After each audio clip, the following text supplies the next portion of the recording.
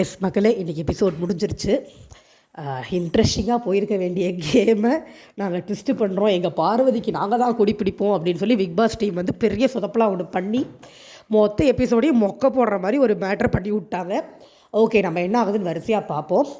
ஆக்சுவலாக முந்தின நாள் நைட்டில் தான் ஆரம்பிக்குது. திவாகரும் வியானாவும் கிச்சன் தொடச்சிட்டு இருக்கும்போது திவாகர் சொல்கிறாரு, இந்த மாதிரி பிரியங்கா வந்து என்னோடய நடிப்புலாம் நல்லா ரீச் ஆகிருக்குன்னு சொல்லி சொன்னாங்க அப்படிங்கிற மாதிரி சொல்கிறாரு. அது வரைக்கும் ஓகே. அதுக்கப்புறம் அவர் சொன்னது கரெக்டாக தப்பா எனக்கு புரியவே இல்லை. சில பேர் பேசுகிறது, சில பைத்தியக்காரனுங்க இதை இல்லைன்னு சொல்லுவாங்க அப்படின்னு 2 தடவை சொல்கிறார். சில பைத்தியக்கார பையனுங்க இதை இல்லைன்னு சொல்லுவானுங்க அப்படின்னு. இது கீழே பிரஜின் பெருக்கிட்டு இருந்ததை இவர் கவனிக்கல போல் இருக்கு. பிரஜின் டக்குனு எழுந்து சண்டைக்கு பண்ணிட்டார். யோ, பேசுகிறா நேராக பேசு, ஆம்பளையாக இருந்தால் நேராக பேசு, இன்னும் முதுகுக்கு பின்னாடி பேசுகிறேன் அப்படின்னு. இதில் என்னன்னா நிறைய பேர் முட்டு கொடுக்குறாங்க. நானே சொல்லிடுறேன், எல்லோரும் சப்போர்ட் பண்ணுறாங்க, நீங்கள் எதிர்க்கிறீங்கன்னு என்கிட்ட பேசாதீங்க, நானே சொல்லிடுறேன். நிறைய பேர் முட்டு கொடுக்குறாங்க. திவாகர் சாதாரணமாக பேசினார், பிரஜின் தேவையில்லாமல் கண்டென்ட்டுக்காக சண்டைக்கு போயிட்டாரு அப்படின்னு. எங்கள் பிரஜின் யாருன்னு தெரியுமா? எனக்கு புரியவே இல்லை சீரியஸாக.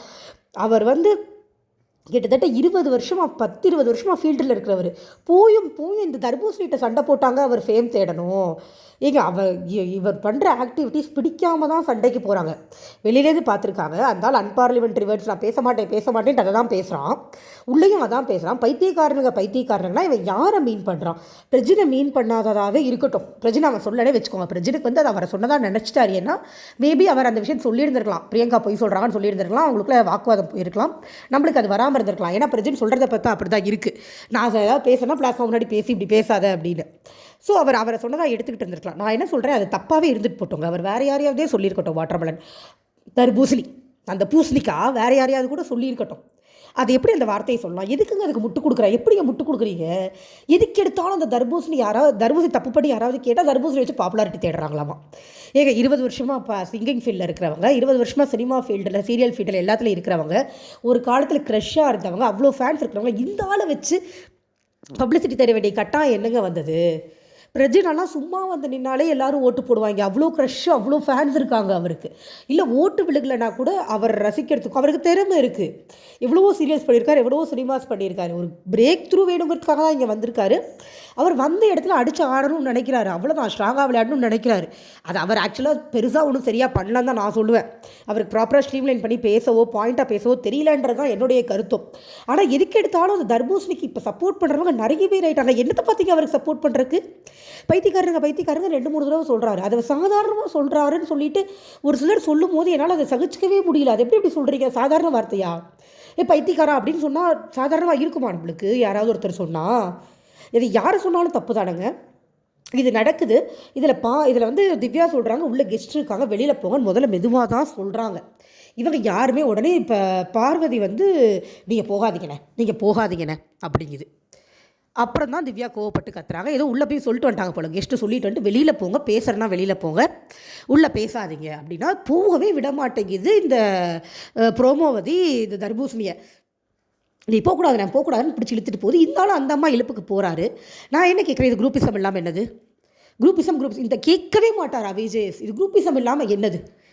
கனி எஃப்ஜே சபரி பண்ணுறது குரூப்பிசம்லாம் இந்த அம்மா பண்ணுறது என்னது? என்னோட கேள்வி இதுதான். இதுக்கே பதிலே வரமாட்டேங்குது வீக்கெண்டில். விஜேஎஸ் சார் பார்க்குறீங்களா? இல்லை உங்களுக்கு கொடுக்குற 4 சீனை மட்டும் பார்த்துட்டு வந்து என்னத்தையும் உளறிட்டு போகிறீங்களா? இது என்னது குரூப்பிசம் இல்லாமல்? என்னுடைய கேள்வி அதுதான். இதுக்கு இடையில் வந்து தர்பூசணி சொல்லுது எஃப்ஜேவை, 4 பேருக்கு பின்னாடி ஒளிஞ்சிருக்கிற நீலாம் பேசாத அப்படின்னு சொல்லுது. அதுக்கு பதிலுக்கு தான் எஃப்ஜே வந்து ஜால்ரான்னு சொல்கிறாரு. இப்போ என்னன்னா, மக்கள் காசு வாங்கிட்டாங்களா என்னன்னு தெரியல, தர்பூசணி சொல்கிறத விட்டுறாங்க. அவருக்கு பதில் சொல்கிறவங்கள பிடிச்சிக்கிறாங்க. ஜால்ரான்னு பேசுகிறாரு, அசிங்கமாக பேசுகிறாரு. அந்த ஆள் தானே இனிஷியேட் பண்ணுறான். அவன் என்ன சொன்னாலும் வாயை மூடிட்டு போகணும் அப்படிங்கிற கட்டாயம் எங்கேருந்து வந்தது எல்லாருக்கும்? எனக்கு புரியவே இல்லை. அதனால் என்ன வேணாலும் பண்ணுவான், எல்லோரும் சும்மா இருக்கணும்னு எப்படி எதிர்பார்க்குறீங்க? ரிவ்யூவர்ஸ் ஆகட்டும், நிறைய பேர் அது ஆரம்பிச்சிட்டாங்க. எனக்கு இது என்ன எதை நோக்கினே போயிட்டுருக்குன்னே தெரில. இவர்கிட்ட என்ன இருக்குன்னு இவர் என்கரேஜ் பண்ணி இவ்வளோ தூரம் உட்கார வச்சுருக்கோம் நம்ம அப்படிங்கிறது எனக்கு புரியலை. இது வந்து நான் லைவில் மட்டும்தான் 1 ஹவரில் மட்டும் தான் பார்த்தேன், லைவ் பார்க்கல. ஸோ இதெல்லாம் நடந்துச்சு. கூட்டிகிட்டே போயிடுச்சு பார்வதி பேச விடாமல். பிரச்சனை திவாகருக்கும் பிரஜினுக்கும். திவாகர் தானே பேசி சரி பண்ணணும். பார்வதிக்கு எங்கே வேகுதுன்னு நான் கேட்குறேன். எதுக்கு இழுத்துட்டு போகுது? பிடிச்சி கூடவாது வந்துட்டு சப்போர்ட் பண்ணால் கூட பரவாயில்ல, பிடிச்சி இழுத்துட்டு போகுது கூட. ஓகே, இது முடிஞ்சது. இப்போ இதிலே திவ்யா ஃபுல் டென்ஷன். திவ்யா உட்காந்துருக்காங்க. அதில் வியானாவும் சுபிக்ஷாவும் திவ்யா கேட்குறாங்க, அவங்க இப்படி பண்ணுறாங்களே நீங்கள் யாருமே ஏன் கேட்க மாட்டேங்கிறீங்க அப்படின்னு. அதுக்கு சுபிக்ஷா சொல்கிறாங்க, இல்லை நாங்களும் உங்களை மாதிரி ஸ்டார்டிங்கில் கேட்டுட்டு தான் இருந்தோம், இப்போ அதுக்கப்புறம் சலிச்சு போச்சுக்கா அப்படின்னு சொல்லும்போது திவ்யா சொல்கிறாங்க, அவங்க பேரே ப்ரோமோவதின்னு இருக்குது தெரியுமா, ப்ரோமோவில் அவங்க மட்டும் தான் வராங்க, நீங்கள் யாருமே தெரியலை, அப்போது யாருக்குமே ஷைன் ஆகணும்னு இல்லையா, அவங்க மட்டுமே வந்துட்டு இருந்தால் போதுமான்னு ரொம்ப நியாயமாக கேட்டாங்க. ஆனால் திவ்யாவோட நியாயம் அது வரைக்கும் தான் இருந்துச்சு. மறுநாள் காலையில் திவ்யாவுக்கு மூட் ஸ்விங்ஸா, அந்த லேடிஸ் பிரச்சனையா, இல்லை அவங்க இயல்பான கேரக்டரே அதுதானா அப்படிங்கிறது நம்மளுக்கு தெரியலை. டு த கோர் டென்ஷன் ஆகிட்டாங்க. இதில் திவ்யா மேலே ஒரு பெரிய தப்பு இருக்குது, திவ்யாவுக்கு ஆர்கனைஸ் பண்ணவே தெரியலைங்க. இன்றைக்கி திவ்யா பிஹேவியர் வந்து இன்னொரு பார்வதியை பார்த்த மாதிரி தான் இருந்தது. ஏன்னா லிட்ரலி அவங்க யார் சொல்கிறதையும் காதலையே வாங்கலை, ஆர்கனைஸ் பண்ணல, ப்ராப்பரான நைட் டியூட்டி போட்டு கொடுக்கல யாருக்கும். காலையில் யாரையும் எழுந்து நீட்டாக கிளம்புங்கன்னு அவங்க சொல்லலை. கெஸ்ட்டு கூப்பிட்டு இவங்களை திட்டி அனுப்புகிறாங்க, யாருமே கிளம்பல, எங்களுக்கு எந்த சர்வீஸுமே இல்லை, எங்களுக்கு ஒரு லிஸ்ட்டு போட்டு கொண்டு வாங்கன்னு திட்டின உடனே இவங்க வெளியில் வந்து எல்லாரையும் கத்துறாங்க, நான் 5 மினிட்ஸ் தான் டைம் கொடுப்பேன், எல்லோரும் போய் பல்லு தேய்க்கலாம் பரவாயில்ல, குளிக்கலாம் பரவாயில்ல, ட்ரெஸ்ஸை மாற்றிட்டு ஓடிவாங்க அப்படிங்கிறாங்க. கடைசி வரைக்கும் இவங்க மாற்றலை. சரி, அதுக்கு ஒரு பொண்ணாக நம்மளால் காரணம் புரிஞ்சுக்க முடியுது, அவங்களால குளிச்சாதான் ரெடியாக முடியும், குளிக்காமல் ரெடியாக முடியாத நிலைமையில் அவங்க இருக்காங்க. பட் அவங்க சொன்ன டோன், அவங்க சொன்ன விஷயம் தவறாக தான் இருந்தது. ஒரு மேனேஜராக அவங்களும் சேர்ந்து திட்டு வாங்கிட்டு வந்திருக்காங்க. அவங்க சொல்லிலாம் யாரும் கேட்காம இல்லை, அந்த பாயிண்ட்டே ஃபர்ஸ்ட் ஆஃப் ஆல் தப்பு, நான் ஒத்துக்க மாட்டேன். திவ்யா யார்கிட்டையும் எதையும் பிளான் பண்ண சொல்லி தெளிவாக சொன்ன மாதிரி எனக்கு தெரியலை. ஏன்னா திவ்யாவே எந்த பிளானும் பண்ணலை. என்னோட சஜஷன் என்ன, எனக்கு அங்கே இருக்கிற விருதாளிகளும் அதான் சொன்னாங்க, எனக்கும் அதான் தோணுது. இப்போ ஒரு டிபார்ட்மெண்ட்டில் 2 பேர் 3 பேர் இருக்காங்கன்னா அந்த 3 பேரும் ரொட்டீன் போட்டு தூங்க சொல்லணும். ஒருத்தர் 3 மணி நேரம், மறுபடியும் இன்னொருத்தர் 3 மணி நேரம், மறுபடியும் இன்னொருத்தர் 3 மணி நேரம், இப்படி தான் பண்ணணும். இப்படி பண்ணினா தான் எல்லாருக்கும் ஸ்லீப்பும் கிடைக்கும், 24 ஹவர்ஸ் ரன்னும் ஆகும். நைட் நேரத்தில் பெருசாக என்ன கேட்டு போகிறாங்க, ஒரு டிபார்ட்மெண்ட்டில் ஒருத்தர் முடிச்சிருந்தா போதும். ஆனால் இவங்க தேவையே இல்லாமல் நிறைய பேர் நான் முடிச்சிருக்கேன் நைட் ஷிஃப்ட் பார்க்குறேன் முடிச்சிட்டு இருந்து கம்ப்ளீட்டாக சொதப்பிட்டாங்க. எல்லோரும் சேர்ந்து சொதப்பினாங்க. முக்கியமான காரணம் மேனேஜ்மெண்ட் சரியில்லைங்கிறது தான், அதில் மாற்று கருத்து இல்லை. ஓகேவா? ஸோ இந்த இடத்துல திவ்யா சரியில்லைங்கிறத நானும் ஒத்துக்கிறேன். பட் திவ்யா சரியில்லைன்றக்காக பார்வதி நல்லா இருந்தாங்கன்னா என்னால் ஒத்துக்க முடியாது. இப்போ ஆதி ஸ்ட்ரெஸ்ஸுக்கு காரணமே அவங்க தான். ஃபுல்லாக மார்க் பண்ணுறது, அந்த திவாகர் சண்டையில் கூட 2 மார்க் பண்ணிகிட்டு இருந்தாங்க திவ்யாவை. அவங்க மார்க்கிங் பண்ண சுண்டுன்னு ஏற தான் செய்யும் செல்ஃப் ரெஸ்பெக்ட் இருக்கிற எல்லாருக்கும். ஓகே, இந்த விஷயம் நடந்துச்சு. பார்வதி காலையில் நடிக்கிறாங்க வந்து நல்லவங்க மாதிரி. அதாவதுங்கன்னு திவ்யா பார்வதி கொடுத்தது எல்லாமே கரெக்ட். அதில் நான் திவ்யாவை தப்பே சொல்ல மாட்டேன். பேச விடாமல் பேசுனாங்க. ஏன்னா பார்வதி அதை தான் எல்லாருக்கும் பண்ணுறாங்க. அவங்களோட விஷயத்தை அவங்களுக்கே கொடுத்தா தான் அவங்களுக்கு அது புரியும், நம்ம இப்படி தான் பண்ணிகிட்ருக்கோம் அப்படிங்கிறது. ஸோ அவங்கக்கிட்ட இவங்க நடந்துக்கிட்டது எனக்கு ஓகே, எனக்கு அதில் பிரச்சனை இல்லை. இதுக்கு முன்னாடி அந்த ஸ்டார் கொடுக்குற காம்படிஷன் ஒன்று நடக்குது. ஸ்டார் வந்து சுபிக்ஷாவுக்கு ஒன்று, பிரவீனுக்கு ஒன்று, வியானாக்கு ஒன்று கொடுத்தாங்க. பிரவீனுக்கும் சுபிக்ஷாக்கும் ஓகே உழைச்சாங்க. வியானாக்கு கொடுத்தது எனக்கு ஒன்றும் பெருசாக தெரில. ஏன்னா அங்கே அந்த இடத்துல சாண்ட்ரா தான் நிறைய குக்கிங் பண்ணாங்க, எல்லாருமே ஒர்க் பண்ணாங்க. ஸோ வியானாக்கு மட்டும் ஸ்பெஷலாக அவங்க கொடுத்தது என்னன்னு எனக்கு தெரியல. பட் ஓகே, மேபி அவங்களுக்கு அது ப்ளீஸிங்காக இருந்திருக்கலாம். ஸோ அவங்க வியானாக்கு கொடுத்தாங்க. அண்ட் அது பரவாயில்ல, ஓகே, குறை சொல்கிறதுக்கு ஒன்றும் இல்லை. அவங்க ரொம்ப நல்ல தெளிவாக கெஸ்ட் எடுத்து சொன்னாங்க. அதாவது அந்த ஹோட்டலுங்கிறது வீடை தான் கம்பேர் பண்ணி ஹோட்டல்னு போட்டிருக்காங்க. ஸோ நீங்கள் வர்ற கெஸ்ட்டை ப்ளீஸ் பண்ணுற மாதிரி இருக்கணும், உங்களை பார்க்குற ஆடியன்ஸ் ஆரம்பிச்சு அப்புறம் இல்லை நாங்கள் கெஸ்ட்டு உங்களை பார்க்குறவங்க சிரிக்கிற மாதிரி இருக்கணும், உங்கள்கிட்ட கோஆர்டினேஷன் இல்லை, உங்களோட சீசனில் ஒரு சோலே இல்லை, கனெக்டே ஆக மாட்டேங்குது யாரு கூடயும். தெளிவாக பிரியங்கா, மஞ்சரி, தீபக் 3 பேரும் ஃபீட்பேக் கொடுக்கும்போது ரொம்ப தெளிவாக சொன்னாங்க. இதில் இந்த மரமண்டையில் ஒருத்தர் கூட அது புரியல அப்படிங்கிறது ரொம்ப கவலைக்கிடமான விஷயம் தான். சரிங்களா? யாரும் அதை பற்றி யோசிக்க கூட இல்லை, அதுதான் உண்மை. அங்கேருந்து அத்தனை பேரில் ஒருத்தர் கூட அதை யோசிக்கலை. திவ்யா அவங்க யூனிஃபார்ம் இல்லாமல் உட்காந்தாங்க, அது ரொம்ப பெரிய தப்பு. அதை நீங்கள் வீட்டில் எல்லோரும் கோட் பண்ணி சொன்னாங்க, அது நல்லா இருந்தது. இதுக்கப்புறம் வந்து இதுக்கப்புறம் மறுபடியும் திவ்யா திட்டு வாங்குறாங்க, சரியாக க்ளீனிங் நடக்காததுனால. ஸோ அவங்க திருப்பி அவங்களுக்கு சலிச்சே போச்சு. அவங்களுக்கு சொல்கிறதுக்கும் மூடு இல்லைங்க. ஆக்சுவலாக அவங்க கேட்க மாட்டாங்கன்னு அதாவது அவங்க ஒரு ஹலுசினேஷனில் போயிட்டாங்க. நம்ம சொன்னால் அவங்க கேட்க மாட்டாங்க அப்படின்னு சொல்லிட்டு என்னத்தான் சொல்கிறது அப்படின்னு கூப்பிட்டு வந்து உட்கார வைக்கிறாங்க. பிக் பாஸ் கூப்பிட்டோன்னே தனக்கு ஹெல்ப் பண்ண போகிறாங்கன்னு நினச்சாங்க. பாவம் அந்த இடம் ரொம்ப என்ன சொல்கிறது, ரொம்ப நம்ம பார்க்கும்போது நம்மளுக்கு ரொம்ப எம்பத்தட்டிக்கலாக இருந்தது. ஏன்னா பாவம் அவங்க ஹெல்ப் பண்ண போகிறாங்கன்னு நினச்சிட்டு போய் உட்காடுறாங்க. அவர் மேனேஜரே மாற்றலான்ற மாதிரி ஒன்று சொல்லிட்டார். காலையில் அவ்வளோ பெரிய சண்டை நடந்திருக்கு. மேனேஜரும் அசிஸ்டன்ட் மேனேஜரையும் மாற்றணும்னு சொன்னால் திவ்யா மேலே காண்டில் இருக்கிற எல்லாரும் திவ்யாவை தான் மாற்ற சொல்லுவாங்கன்னு பிக் பாஸ்க்கு ரொம்ப நல்லா தெரியும். ஏன்னா இது வந்து மைண்ட் கேம் தான் இல்லையா? ஸோ மைண்ட் கேம் தான் இவங்க விளையாடுறாங்க அப்படிங்கும்போது அது தெரிஞ்சு தான் அவர் விளையாடுறாரு. அவர் இந்த இடத்துல திவ்யாவை லிட்ரலி அசிங்கப்படுத்தினார் பிக் பாஸ். அதுதான் நடந்தது. பார்வதியை என்கரேஜ் பண்ணி திவ்யாவை அசிங்கப்படுத்தினார். எல்லோரும் வந்து கரெக்டான காரணங்கள் சொல்லி திவ்யாவை தான் மாற்றணும்னு சொல்லிட்டு போயிட்டாங்க. ரோல் ஸ்வாப்புக்கு திவ்யாவை தான் மாற்றணும் அப்படின்னு. காரணங்கள் எல்லாமே ரொம்ப ரொம்ப சரியாக இருந்திருந்தாலும் அந்த இடத்துல அது தேவையே இல்லாதது. ஏன்னு கேட்டிங்கன்னா QC டாஸ்கில் பார்வதி பண்ணாத அசிங்கமே கிடையாது. அப்போ ரோல் ஸ்வாப்லாம் பண்ணணும்னு ஏன் பிக் பாஸுக்கு தோணவே இல்லை.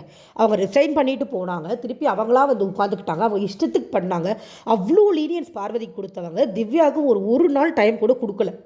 உள்ளே கூப்பிட்டு சொல்லியிருக்கலாமே, ஒரே ஒரு தடவை ட்ரை பண்ணி எடுத்துருக்கலாமே. திவ்யா நீங்கள் ஆர்கனைஸ் பண்ணலை, ஆர்கனைஸ் பண்ணுங்கள், எல்லோரும் கேட்கலாம், கேட்க வைக்க வேண்டியது உங்கள் பொறுப்பு, கொஞ்சம் பொறுமையாகவே சொல்லுங்கள், கேட்டுக்குவாங்க, கேட்குறவங்கள வச்சு பண்ணுங்கள். ஏதாவது ஒரு சின்ன ஹிண்ட் கொடுத்துருந்துருக்கலாம். நீங்கள் ஓவர் த போர்ட் போகிறீங்க, இதை நீட்டாக பண்ணணும், இல்லைனா நான் மாற்றிடுவேன்னு ஒரு வார்னிங் கொடுத்துட்டு மாற்றி இருந்திருக்கலாமே. அந்த வார்னிங் கூட கொடுக்கல. அப்படி அசிங்கப்படுத்தணுமா பப்ளிக்கில் ஒரு பொண்ணை கூட்டிகிட்டு வந்து? எனக்கு புரியவே இல்லை.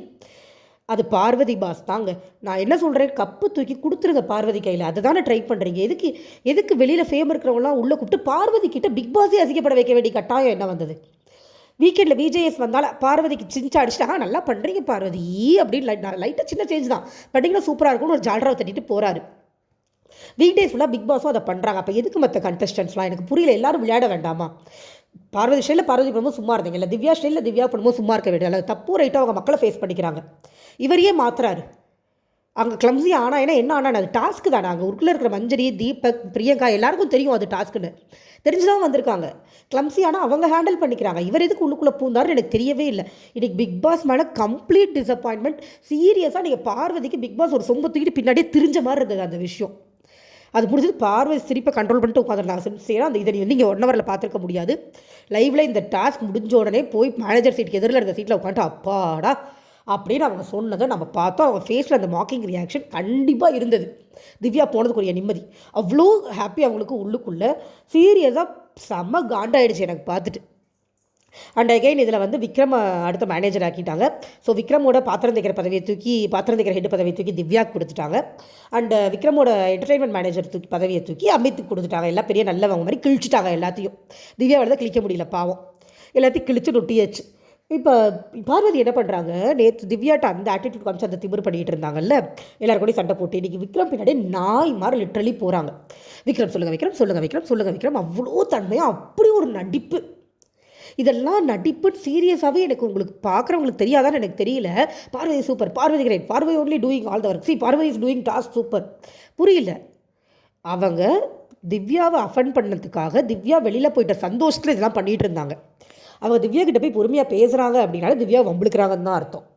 அவங்க நார்மல் டோனில் ஃப்ரெண்ட்லி டோன்லலாம் போக மாட்டாங்க யார்கிட்டையுமே. வம்புழுக்குன்னா தான் அவங்க டோனை குறைச்சிட்டே போவாங்க. விக்ரம் வந்து பப்பட் மாதிரி ஆக்ட் பண்ணார். அந்த மாதிரி திவ்யாவால் பண்ண முடியல, அதுதான் உண்மை. நான் திவ்யா நியாயமைப்படுத்தலைங்க. திவ்யா பண்ணது எல்லாமே தப்பு தான்.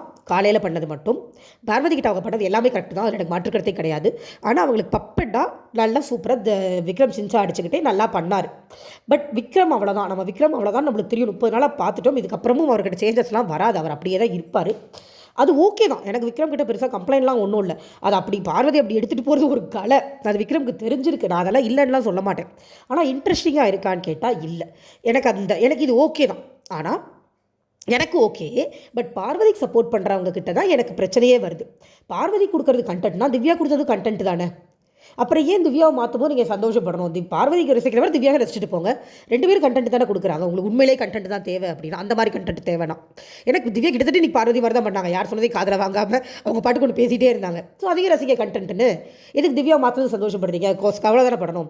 பட் எனக்கு ஓகே தான். ஏன்னா விக்ரம் டீசெண்டாக எடுத்துகிட்டு போவார், அது தெரியும். டீசெண்டாக எடுத்துகிட்டு போனார், ஒரு மாதிரி ஆர்கனைஸ்லாம் பண்ணி கொண்டு போனார். இதுக்கிடையில் பார்வதி போய் திவ்யாட்ட வம்பிழுத்தாங்க. இதுவும் நம்மளுக்கு 1 ஹவரில் வரல. பாத்திரம் தேக்கிற டீமோட ஹெட்டாக திவ்யா இருக்கும்போது பாத்திரம் தேக்கிற இடத்துல பிரச்சனையாக இருக்குது. அது என்ன இதுன்னு கூட அட்டன் பண்ணாமல் நேரம் திவ்யாட்ட போய் உங்களை எதிர்பார்க்குறாங்க போங்க அப்படின்ட்டாங்க போல் இருக்கு. திவ்யா போனப்போ அங்கே திவ்யாவுக்கு நான் உங்களை கூப்பிடலான்னு கேள்வி சொல்லிட்டாங்க. ஸோ திவ்யா போய் கம்ப்ளைண்ட் பண்ணிட்டாங்க. இன்னொரு இது நடந்ததுனால சும்மா இருக்க மாட்டேன், என்னை நோன்ற வேலை வச்சுக்க வேணாம்னு சொல்லிடுங்க அப்படின்னு சொல்லி கம்ப்ளைண்ட் பண்ணாங்க. இது ஒன்று நடந்தது. இது போக பார்வதி மேலே துஷார் ஒரு கம்ப்ளைண்ட் பண்ணார். ஏதோ பெருக்கும்போது ஏதோ ஆக்ஷன் பண்ணாங்க, நான் இந்த தடவை விட்டுட்டேன், இன்னொரு விட மாட்டேன் சொல்லி வைங்க அப்படின்னு சொல்லி கம்ப்ளைண்ட் பண்ணாங்க. இதுக்கிடையில் அமித் ஏதோ ட்ரை பண்ணிட்டு இருந்தார். விக்ரம் அளவுக்கு அவரால் பண்ண முடியலன்னா ஏதோ சுமாராக பண்ணிட்டு இருந்தார். அண்ட் சாண்ட்ராவும் திவ்யா வந்து உட்காந்து பேசும்போது அவங்க ஆதங்கத்தை அவங்க கொட்டுறாங்க. பார்த்தியா, நீ பண்ணும்போது யாருமே ஆர்கனைஸ்டாக இல்லை, பட் இப்போ பண்ணுறாங்க அப்படிங்கிறது. ஆக்சுவலாக அந்த ஆர்கனைஸை கொண்டு வந்தது விக்ரம் தான். இதில் மாற்றுக்கிறது கிடையாது. திவ்யா பண்ண தரலங்கிறது உண்மை. பட் அதை இவங்க 2 பேரும் ஒத்துக்கல. அது அவ்வளோதான். அங்கே உள்ளே போயிட்டா மைண்டு கொலாப்ஸ் ஆயிரும் போல் இருக்குது. அது அவங்களுக்கு தனக்கு என்ன தேவையோ அதை மட்டும் தான் பேசுகிறாங்க. இது பொதுவாக பார்க்க முடியாமல் அந்த கான்வர்சேஷனில் எனக்கு உடன்பாடு இல்லை. ஏன்னா அது விக்ரம் ஆர்கனைஸ் பண்ணார்.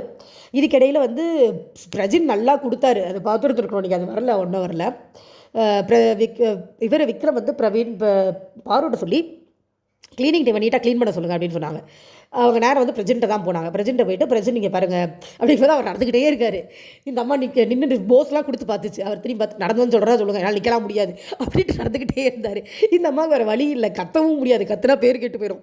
வேறு வழி இல்லாமல் அவர் பின்னாடியே போய் இந்த மாதிரி க்ளீனாக வச்சுக்கணும் அப்படின்னா ட்ரை பண்ணுறேன் அப்படின்ட்டு போயிட்டார். அவர் பார்வதி கிட்ட பண்ணுறது ஓகே தாங்க, மற்றவங்கள்ட்ட அந்த ஆட்டிடியூட் காமிக்காமல் இருந்தாருன்னா ஓகே. எனக்கு திவ்யாவுக்கும் அதுதான், பார்வதி கிட்ட திவாகர்கிட்ட காமிச்சா ஓகே, மற்றவங்கள்ட்ட காமிக்காமல் இருக்கணும். ஏன்னா மற்றவங்க யாரும் எந்த தப்பு பண்ணலை. தப்பு பண்ணுறவங்கள்ட்ட உங்கள் ஆட்டிடியூட் காமிங்க, தப்பு பண்ணாதவங்கள்ட்ட காமிக்காதீங்க. இது என்னோட தனிப்பட்ட ஸ்டாண்ட். நீங்கள் ஒத்துக்கிட்டாலும் ஒத்துக்கலைனாலும் இதான் என்னோட ஸ்டாண்ட் கேட்குறவங்களுக்கு சொல்கிறேன். ஓகேவா? ஸோ இதெல்லாம் நடந்தது. இதுக்கப்புறம் என்டர்டெயின்மெண்ட்டுங்கிற பேரில் ஒரு மொக்கையை போட்டாங்க. ஓகே, டான்ஸு பாட்டு ஒரு மாதிரி ஓகேவாக போச்சு. பட் இதெல்லாம் கொஞ்சம் அவர் பிக் பாஸ் கொஞ்சம் சாங்ஸ்லாம் போட்டு என்கரேஜ் பண்ணி ஆட வச்சாருன்னா நல்லாயிருக்கும். பட் மேபி அந்த டாஸ் தனியாக வருங்கிறனால இதில் அவர் சவுண்ட் சிஸ்டமே எடுத்துகிட்டு வரல, இல்லை உண்மையிலே ரிப்பேர் ஆடும் தெரியல. பாடி ஆடி கூப்பாடு போட்டிருந்தாங்க. இல்லை சாண்ட்ராவுக்கு ஒரு சீக்ரெட் டாஸ்க் கொடுத்துருக்காங்க. யாராவது ஒருத்தரை வந்து குவிட் பண்ண வைக்கணும், இன்னொருத்தரை வேலையை விட்டு தூக்கணும், இன்னொருத்தரை ஸ்வாப் பண்ணணும். இதில் ஏதாவது ஒரு 2 பண்ணணும் நாளைக்கு டாஸ்க் முடியறதுக்குள்ளேன்னு சொல்லியிருக்காங்க. இதை பண்ணுறது ரொம்ப ரொம்ப கஷ்டம், ரொம்ப கஷ்டம். இதை பண்ணுனா அவங்கள ஒருத்தருக்கு நாமினேஷன் பாஸ் கிடைக்கும்னு சொன்னாங்க. அதை வேறு சாண்ட்ரா மாற்றி சொல்லிட்டாங்க பிரஜின் கிட்ட. 2 பேருக்கும் நாமினேஷன் ஃப்ரீன்ட்டாங்க. கவனிக்கலையா என்னன்னு தெரில. ஒருத்தருக்கு இன்னொருத்தர் டைரக்ட் நாமினேஷன் பண்ணுற 2 பேருக்கும் இன்னொருத்தர் டைரக்ட் நாமினேஷன் பண்ணுற பவர் கிடைக்கும். ஒருவேளை ஜெயிக்கலை அப்படின்னா அவங்களுக்கு டைரக்ட் நாமினேஷன் ஆகும். யாராவது ஒருத்தர் அதே நேரத்தில் வந்து இந்த நாமினேஷன் ஃப்ரீ வேறு யாருக்காவது போயிடும் அப்படின்னு பிக் பாஸ் சொன்னார். ஆக்சுவலாக இவங்க 2 பேரும் என்கரேஜ் பண்ணுறதுக்காக சாண்ட்ராட்ட சொன்னால் பிரசிடெண்ட் தான் அவங்க போய் அவங்களோட ஹெல்ப்புக்கு ஆள் கூப்பிட்டுப்பாங்கன்னு தெரியும். ஒரு கால ஹெல்ப்பை கூப்பிட்டுக்கலான்னு சொல்லியிருந்தாங்க. அவர் தெரிஞ்சு தான் கொடுத்துருக்காரு பிக் பாஸ் இவங்க 2 பேரும் வெளியில் தெரியட்டும்னு. பட் வெளியில் தெரியுறாங்களா இல்லை இதை எப்படி போய் ரிவர்ஸ் அடிக்குதுன்னு நம்ம நாளைக்கு தான் பார்க்கணும். கண்டிப்பாக நாளைக்கு சண்டை மண்டன் ஏதாவது ஒரு கண்டென்ட் இருக்கும். அதுக்கு தான் இந்த சீக்ரெட் டாஸ்க் கொடுத்துருக்கிறதே. பட் பிரச்சனை சாண்ட்ராவையும் பார்த்தா அவ்வளோ ஒர்த்தாக தெரியலைங்க, அதுதான் உண்மை. ஆனால் கொஞ்சம் பயப்படுறாங்க. வீட்டில் குழந்தைங்க பார்க்குறாங்கன்னு சொல்லி 2 பேருக்குமே அந்த பயம் இருக்குது. 6 வயசு குழந்தை விட்டு வந்திருக்காங்க வீட்டில். இவங்க ரொம்ப அக்ரெசிவாக போனாங்கன்னா குழந்தை பயந்துரும் அப்படிங்கிற தாட் 2 பேருக்குமே இருக்கிறதுனால ஒரு எல்லை மீறி போவாங்களான்னு தெரில. சாண்ட்ரா வந்த வேகத்துக்கு அடித்து தும்சம் பண்ணுவாங்கன்னு பார்த்தா அது என்ன சொல்கிறது, காற்று போன பலூன் மாதிரி ஆகிட்டாங்க. சும்மா புஷ்ஷுன்னு ரொம்ப புஷ்ஷுன்னு போயிட்டாங்க. புஷ்வான மாதிரி ஒன்றுமே இல்லை. பார்க்கலாம் நாளைக்கு ஏதாவது கண்டென்ட் கொடுக்குறாங்களா, தைரியமாக பேசுகிறாங்களான்னு பார்க்கலாம். அவ்வளோதான் நினைக்கிறேன். எல்லாமே சொல்லிட்டேன்னு நினைக்கிறேன். நான் லைவெலாம் அதுக்கப்புறம் பார்க்கலங்க, போருங்க. என்ன சொல்கிறது, எனக்கு அது ஒருத்தங்களை அவமானப்படுத்தி அப்படி உட்கார வச்சுனே ஒரு மாதிரி ஆயிடுச்சு. அது தேவை தான், பட் அது அவர் முதல்ல இருந்தே பண்ணியிருந்தாருன்னா எனக்கு நம்மளுக்கு அது கொஞ்சம் சாட்டிஸ்ஃபைடாக இருந்திருக்கும். எப்பயோ எல்லாருக்கும் பண்ணியிருந்தாருன்னா நல்லா இருந்திருக்கும். பட் இப்போ வந்து ஒருத்தங்களை வேணும்னே டார்கெட் பண்ண மாதிரி இருந்தது. உங்களோட தேங்க்யூ, சப்போர்ட் பண்ணுங்கள், நன்றி.